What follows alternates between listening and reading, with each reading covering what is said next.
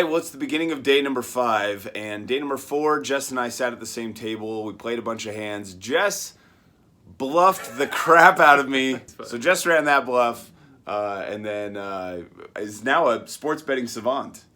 Right, yeah, I bet on the Mavericks to win the last game of the conference championship, and they won. And my friend put some more money on it too, so you know, now we have the sports betting locked up.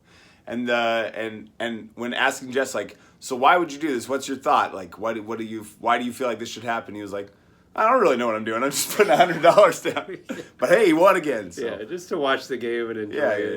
Yeah, it was good. Anyway, that was day 4. Day 5, Jess has got to fly out pretty early. I've got till this afternoon. I'm going to go play some more cards. Let's get down there. We're going to have some breakfast and then part ways and hit the card room. All right, guys. Well, it's day number 5. I've only got so many hours before my plane's here, so I don't have a ton of time to play. Went down to the Paris. There's nobody playing cards. I don't know what's going on. I've never been to the WSOP when it's this slow before. But yeah, no games there. Went to the Horseshoe. They had like a 1-3 game, but it didn't look good. And so now we're walking back to the Aria. Games were good last night. They got a bunch on the list. Probably just going to sit down and play some PLO again because that was a blast. But I'm on the list for 2-5 as well, so we'll take whatever seat they give us and play some cards. So we got to catch a plane.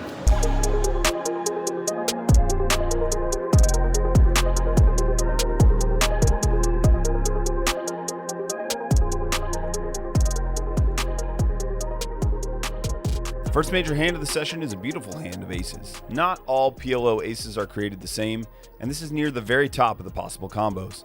Not only that, but after opening this one up and getting 3 callers, I managed to flop top set with a redraw to the straight. I bet $50 and get 1 caller. Turn is clean. I bet $150. Probably a little too big. I think a bet of $125 would have been better. My opponent folds. Next hand of importance. The next hand of importance is this beautiful double suited rundown. I opened to $35 over a $10 straddle. There are 2 callers, and then the straddle pots it. Smells a lot like aces. Smell that? And we have just the hand to crack them. Let's see a flop. I make the call. The other players fold, and the flop comes down Jack 9-3 rainbow. Opponent jams the flop. I have a wrap, a pair, plus backdoor heart and diamond draws. If you put this into the calculator, I'm actually a favorite against most aces here. I toss in the call. Let's watch the run out. You got it right there, sir. Beautiful, beautiful. It's a beautiful flop.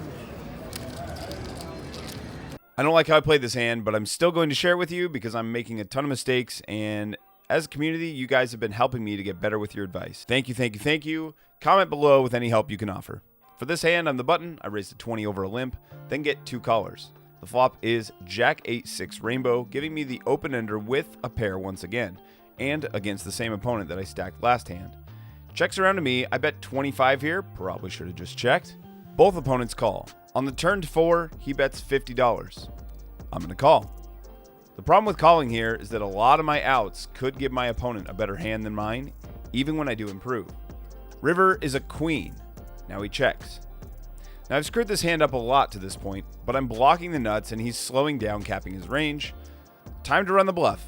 I fire $150 and he thinks. Thinks some more. Continues thinking. After some time he chooses to fold. Whew. Thought maybe I was donating some extra chips there when he took that long. Let me know all the ways that I could have played this better. Some medium pocket kings show up next. I open and I get 2 callers. Flop is Shubble Asmo, quad kings. Okay, how do I get the most out of this spot? With the possible diamond draws out there, I decided to check, see if I could let someone catch up in hopes that we could play for some stacks. Opponent in the cutoff bets $55. Okay, even better. I could check raise here. I did debate that, but the player to my left has been calling a lot, and I would love for him to come along as well. I do just make the call, but unfortunately he folds. The good news is, the turn is the jack of diamonds. Great. The flush gets there. Let's go for the check raise. I check it over, but my opponent checks back. I'm surprised. I would expect most of his bets on the flop. a diamond draw. I would expect him to bet here, but he does not bet. River is the 8 of hearts. I'm going to have to lead this spot and hope that we can at least get a call. I bet $115. He does toss in the call, and we're scooping a pot, but I may have been a little too creative trying to let my opponent catch up a bit. Tell me your thoughts below. What would you do? After this hand wraps up, I'm getting close to flight time, so it's time to go grab a slice of pizza from Moneyline. If you're ever in the Aria and you just need a cheaper food option that tastes good, check out the artichoke pizza from Moneyline. It's right by the sports book, and it is magnifique.